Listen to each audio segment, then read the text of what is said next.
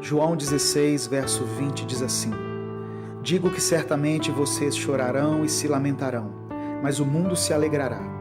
Vocês se entristecerão, mas a tristeza de vocês se transformará em alegria. Existe em nosso meio uma teologia que prega que nós estamos livres dos sofrimentos dessa vida. Mas não é isso que a Bíblia diz. Jesus falou que nós choraremos e nos lamentaremos. Enquanto muitas pessoas no mundo estão aparentemente alegres e felizes, nós enfrentamos lutas e provações. Mas Jesus nos garante que a nossa tristeza se converterá em alegria. Desde o Antigo Testamento que essa aparente contradição confunde a mente dos servos de Deus. Asaf diz no capítulo 73 de Salmos que quase desistiu da fé quando comparou a sua vida com a situação de quem era infiel a Deus. Ele percebeu que sofria muito mais do que aquelas pessoas que não tinham nenhum temor. Mas o salmista diz que quando entrou na casa de Deus, ele refletiu sobre o fim que eles terão e por isso continuou firme na sua fé. Temos que entender que a vida que vivemos agora é muito breve e é somente uma prova para definir onde vamos passar a eternidade.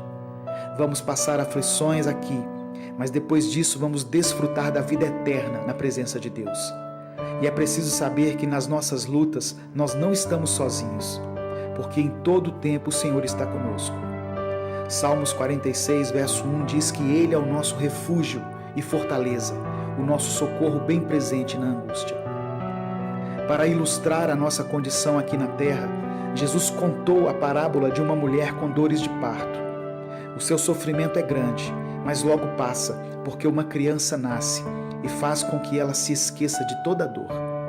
Da mesma forma, a nossa agonia vai passar, pois um dia vamos ficar livres das aflições dessa vida e vamos experimentar um tempo eterno de paz. Quando a justiça de Deus se manifestar em nossa vida, todos verão a diferença entre os que servem a Deus e os que não servem. Aqueles que buscaram aproveitar a sua vida nesse mundo vão perdê-la, mas quem sacrificou sua vida por amor a Cristo se salvará. Por isso Jesus disse em Mateus 20 que os últimos serão os primeiros e os primeiros serão os últimos. Receba essa palavra no seu espírito. O seu sofrimento, sua aflição e sua agonia estão com os dias contados. Deus tem reservado um tempo de alegria e satisfação que vai preencher os nossos corações. Jesus disse: agora é hora de tristeza, mas eu os verei outra vez e vocês se alegrarão e ninguém tirará essa alegria de vocês. E Apocalipse 7,17 diz: porque verdadeiramente o nosso Deus limpará dos nossos olhos toda lágrima. Eu quero orar por você. Senhor, que cada pessoa que ouvir essa mensagem possa tomar posse da Tua palavra. Sabemos que o Senhor tem reservado para nós um tempo de alegria e paz. Nos perdoe porque muitas vezes agimos como Asaf. Nos comparamos com as pessoas que não têm a Deus e invejamos a vida que elas levam. Mas hoje entendemos que o que está reservado para nós é muito maior e muito melhor do que qualquer outro tesouro desse mundo. Eu oro em nome de Jesus. Amém. Deus te abençoe. Eu sou Edivaldo Oliveira e esse foi mais um Minuto com Deus.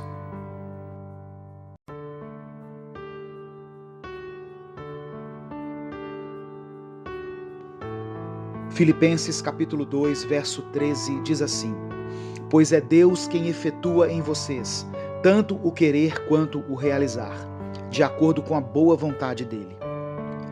Deus está agindo na sua vida, mesmo que você não esteja vendo ou percebendo esse agir. Muitas vezes, nós não temos paciência para esperar a ação de Deus. Ficamos ansiosos, queremos que em todo tempo aconteça algo diferente e grandioso conosco, sendo que o maior presente que poderíamos receber de Deus, nós já recebemos, que é a salvação em Cristo. Mas passamos a vida inteira correndo atrás das coisas deste mundo. Deus opera, na maioria das vezes, em silêncio. Paulo escreveu aos Filipenses para que eles não ficassem ansiosos, mas que levassem os seus pedidos a Deus, pela oração e súplica, com ação de graças. Temos toda a liberdade de nos achegarmos a Deus e pedir o que desejamos que aconteça. mas façamos isso com o coração grato pelo que Ele já tem nos dado. Aprenda a confiar em Deus. Não se desespere diante dos problemas que tiver de enfrentar. Se a sua bênção ainda não chegou, ou se o seu milagre ainda não aconteceu, não quer dizer que Deus se esqueceu de você, ou que Ele te abandonou. Temos que ter a consciência que Deus sabe o que é melhor para nós, e Ele sabe qual é o momento certo de agir. As pessoas dizem que Deus tarda, mas não falha. Isso não é verdade. Ele não tarda, Ele chega no momento certo. Nós é que somos impacientes e queremos que as coisas aconteçam do nosso jeito e no nosso tempo.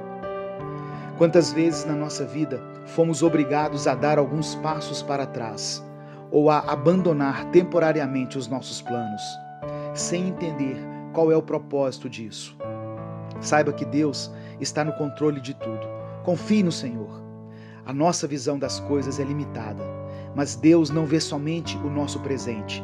Ele enxerga o futuro e está nos guiando por um caminho muitas vezes tortuoso aos nossos olhos, mas que certamente é o melhor.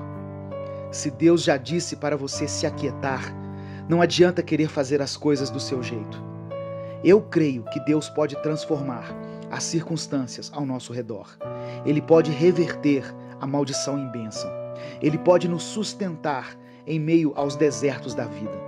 Por isso tenha fé. O Senhor é contigo e Ele tem um plano maravilhoso, um propósito eterno para você e para a sua família.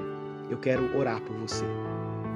Senhor Deus, eu te peço que tire de nós toda a ansiedade e toda a preocupação que tem tirado a nossa paz. Que cada um que estiver ouvindo essa mensagem tenha a sua fé renovada, para que possa descansar nas suas promessas. Que saibamos andar pela fé e não por aquilo que vemos ou sentimos. Que mesmo que o milagre não aconteça ou a vitória não venha, nós permaneçamos firmes com o Senhor. Confiamos em Ti e sabemos que a nossa vida está sob seu controle. Eu oro em nome de Jesus. Amém. Deus te abençoe. Eu sou Edivaldo Oliveira. Inscreva-se no canal Minuto com Deus e conheça mais mensagens que vão edificar sua vida.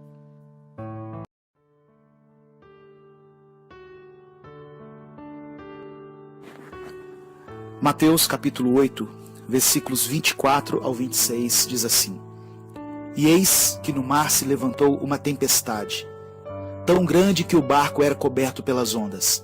Ele, porém, estava dormindo. E os seus discípulos, aproximando-se, o despertaram, dizendo: Senhor, salva-nos, que perecemos. E ele disse-lhes: Por que temeis, homens de pouca fé?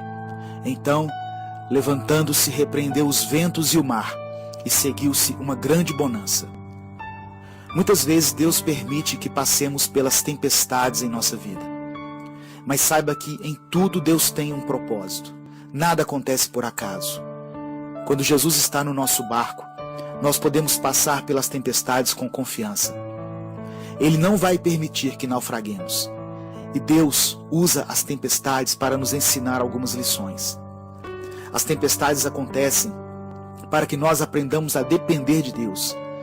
Muitas vezes queremos andar independentes, confiantes na nossa capacidade e nas nossas habilidades para resolver as coisas. Mas assim como as tempestades vêm do alto, o socorro para elas também virá do alto. As tempestades fazem com que nos aproximemos mais de Deus, pela oração. Os discípulos clamaram a Jesus quando perceberam que corriam risco de morte. O ser humano busca a Deus com mais intensidade quando passa por grandes adversidades e principalmente quando se vê cercado pela morte. As tempestades nos ensinam que precisamos ter fé para vermos o milagre acontecer na nossa vida. Mesmo tendo visto Jesus fazer tantas coisas maravilhosas, os discípulos ainda não tinham fé suficiente para confiar nele. Mas depois daquela experiência, eles entenderam que aquele era realmente o Filho de Deus, a quem até o mar e o vento se submetiam. As tempestades, elas também nos mostram que não existem problemas tão grandes que Deus não possa solucionar. Por pior que seja a tempestade que chegou até você e sua casa, Deus é poderoso para acalmar o mar e os ventos e fazer com que tudo volte ao normal. Deus permite as tempestades, porque depois delas seguirão tempos de bonança. Eu não sei que tipo de problemas você tem enfrentado em sua vida, quais são as tempestades que têm te atemorizado. Não importa se seus problemas estejam ligados ao seu casamento, à sua vida sentimental, suas finanças, ou se o inimigo se levantou para destruir a sua família. Se são enfermidades, não importa. Deus pode trazer tempos de bonança outra vez sobre a sua casa. Tenha fé. Eu quero orar por você. Senhor, eu quero levantar a minha voz por aqueles que têm enfrentado tempos difíceis, pelos irmãos que passam pelas tempestades da vida e que se sentem desprotegidos em meio a tanta fúria dos mares e dos ventos. A tua palavra diz que o Senhor é a fortaleza do pobre e do necessitado. Sei que podemos contar contigo na nossa angústia. Tu és o nosso refúgio contra as tempestades que querem nos destruir. Nós confiamos no Senhor. Cremos que o Senhor tem poder para fazer cessar os ventos contrários e estabelecer uma paz acima de qualquer circunstância. Dê ordem aos mares e aos ventos, Pai. Faça com que se aquietem e que venham tempos de bonança e refrigério. Eu oro em nome de Jesus. Amém. Deus te abençoe. Eu sou Edivaldo Oliveira e esse foi mais um Minuto com Deus.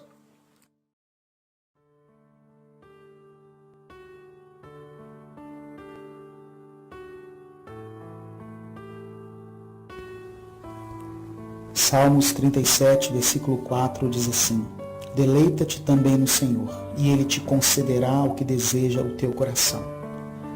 Esse salmo de Davi nos fala sobre a entrega que temos que fazer a Deus para que Ele cumpra o seu propósito na nossa vida. A palavra começa dizendo para não termos inveja daqueles que praticam a iniquidade. Você já teve a sensação de que as coisas dão certo para um monte de gente e nada acontece para você? Às vezes nós estamos procurando fazer tudo certo, nos afastando do pecado, orando, procurando ficar bem com as pessoas e mesmo assim temos levado uma vida pelejada em todas as áreas.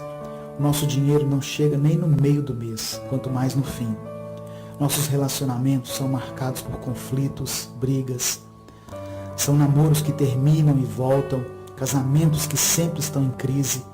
E aí você olha ao seu redor e vê pessoas na sua família que não estão nem aí para Deus e parece que tudo vai bem para elas. A prosperidade sem Deus não é duradoura. A Bíblia diz que em breve ela murcha e seca. Como eu disse, essa passagem fala da entrega. A parte mais dolorosa em relação aos nossos sonhos é quando Deus nos pede para entregar tudo para Ele. O verso 3 diz assim: confia no Senhor e faz o bem. Se você tem um sonho, lute para conquistá-lo, mas cuidado com os atalhos, que podem até parecer que são os melhores caminhos. Mas se você tiver que negar sua fé, se afaste deles. Faça o bem, faça aquilo que é correto. Sucesso é ter um sono tranquilo, livre de toda culpa e acusação. Outra coisa que chama atenção aqui é o verso 4, que diz: deleita-te no Senhor e Ele concederá o que deseja o seu coração. Se nós agradarmos a Deus, Ele nos ajudará a realizar nossos sonhos. E o que agrada a Deus? Quando eu levo uma vida santa, eu alegro o coração de Deus. E também quando eu me disponho a cuidar daquilo que Deus mais ama, que são pessoas. Nenhum sonho pode ser bom se não abençoar outras pessoas. Um sonho onde só você ganha não pode ser um negócio de Deus. E para finalizar, o versículo 5 que diz: entrega o teu caminho ao Senhor, confia nele e Ele tudo fará. Nós temos uma maneira de ver as coisas, mas Deus tem outra. Enquanto a nossa visão limitada nos permite ver o agora e tentar prever o futuro, Deus contempla o nosso passado, presente e futuro. Ele nos conhece e sabe o que é melhor para nós. Podemos entregar nosso caminho a Ele, tendo a confiança de que Ele vai fazer o que for melhor. Eu quero orar por você. Senhor, cada pessoa que me ouve tem sonhos, projetos, desejo de crescer, de ter uma vida melhor em todas as áreas. Que nós possamos confiar no Senhor e manter a nossa integridade diante das ofertas tentadoras que vão contra os seus princípios. Que os nossos sonhos possam servir como um instrumento para abençoar a vida de muitas pessoas e não apenas a minha vida. Me dê coragem para entregar meu caminho ao Senhor, com a confiança de que o Senhor tem o melhor para mim. Eu oro em nome de Jesus. Amém. Deus te abençoe. Eu sou Edivaldo Oliveira e esse foi mais um Minuto com Deus.